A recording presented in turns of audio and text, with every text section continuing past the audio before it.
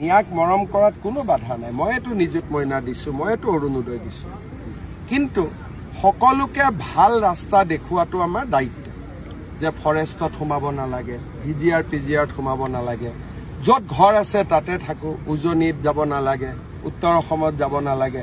এতিয়া শিলচৰৰ পৰা লখিমপুৰত যোৱাটো কোনো দৰকাৰ নাই। আমাৰতো অসমীয়া মানুহ কেতিয়াও নাহে, চাকৰি সূত্ৰ আহিলে ভাড়া ঘৰ লৈ গুচি যায়।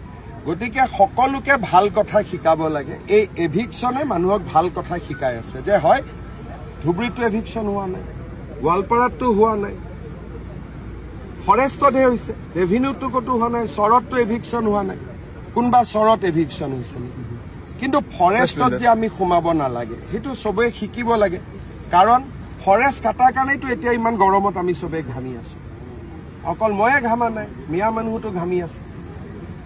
সেইকাৰণে আজি দীঘিলী পুখুৰীত এডাল গছ কাটিলে মানুহে হুলস্থুল লগায়, কিন্তু হাজাৰ হাজাৰ বিঘা ফৰেষ্টত গছ কাটি দিছে, কোনেও হুলস্থুল নকৰে। ফৰেষ্টত জনজাতীয় লোকক আৰু 3টা জেনেৰেশ্যন থকা লোকক বাদ দি ফৰেষ্টত কোনো থাকিব নোৱাৰে। এইবোৰ আইনৰ লিখা কথা। এই আইনখন কোনে বনাইছিল? কংগ্ৰেছে বনাইছিল। গতিকে আমাৰ কথাটো ভাল কথা। আমাক যোনে ভাল ভাবি ল'ব তাৰ ভাল হ'ব। যোনে আমাৰ কথা নুশুনি অজিত ভূঞা, লুৰিণ গগৈ, পৰেশ মালাকাৰ, হীৰেণ গোহাঁই ঘোঁৰাত উঠিব, তাৰ এক্সিডেণ্ট হ'ব।